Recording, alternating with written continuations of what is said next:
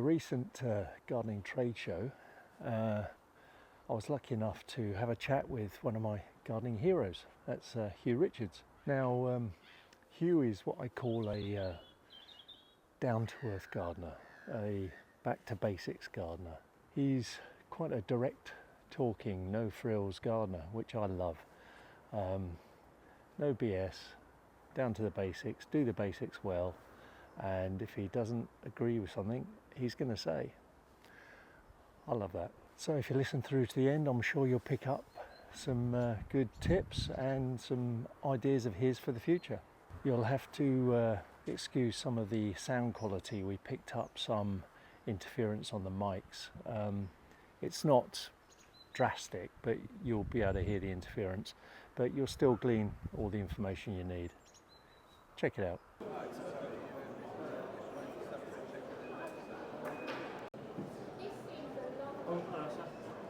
Good morning, sir. Welcome to the Pleasure Dome. There we go. Thank you very much.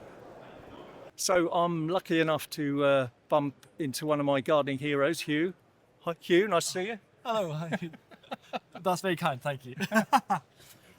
So Huw, can you tell us what's sort of going on in the gardening world, and is there anything that you want to sort of highlight or pick out? What I like about this show, less so all the people, because I'm used to like just being hidden in my garden, but I like to see what the products are. And there's already some like really interesting innovations. I think what is interesting, what I personally find interesting, is how does AI fit into gardening? Okay. If we're thinking about the future, I mean, I honestly feel if brands don't utilize AI, they'll get left behind. So I'll give you an example. There's this bird feeder that has this camera on it, and it records the birds, and using AI, it identifies what bird it is. Oh wow, that's cool.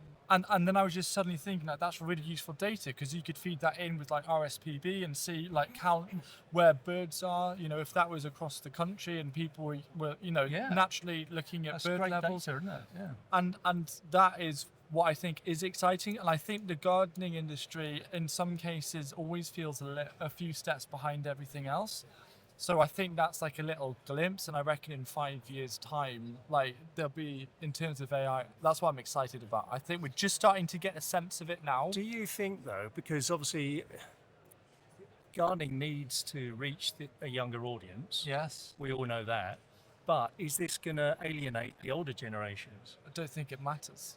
There's more than enough for all the generations, you know. The AI technology and how to use it? The thing is, it's a choice. You can choose not to use it. You can choose not to be a part of it, right? Yeah. So I'm a consumer in a way. I get to choose what I want and what I don't want. But if you're thinking about the new generation and trying to reach them, the way that the internet is now, it's all about attention. Like where are people spending their time? Where are people spending their attention? And like from my perspective, I'm shifting my YouTube strategy more towards long form, because there's a much higher viewership on TV, and that's where people like to sit down and like watch half an hour long episodes. So honestly, I don't really care whether or not someone is or isn't interested in AI. It's down to them. Yeah. But I do think I just meant but more. I'm I coming meant more. From a brand perspective. Yeah. Market. I think utilising I'm it coming in from a marketing. user's perspective, i.e., the older generation. Are they going to be able to handle the complexity and technology of AI? The question, right, is like, no offense or anything, but like some older generation don't know how to use an iPhone. Technology keeps going. There are things like You'll be there. Yeah. No, I'm saying already, like, you know, like kids and stuff, they're using these things, and I'm like, I don't even know how that works. That's just the nature of the beast. Like, technology moves forward, whether you like it or not. Like, that's just it. Yeah. And you either choose to ignore it and be in denial, or you choose to try and like embrace it. But you think it's going to work well with gardening? It's hard, because for me, gardening is how I escape from this crazy technology world. But I also think AI is a tool, right? In the same way a spade is a tool, AI is a tool, and it's about how you use it. And I use social media as a tool to try and get people out into their gardens. So it's almost, social media is the antithesis of what I do. But I'm using it as a tool to encourage other people, and I just think AI is the same. And I don't think anyone has any idea how much disruption AI is going to cause over the next few years. They're complete ignorance. Yeah, I think a lot of people are going to have a lot more time on their hands. Yeah. So, which is good for gardening. Oh, I don't know, actually. I don't think people are going to have more time on their hands because of AI.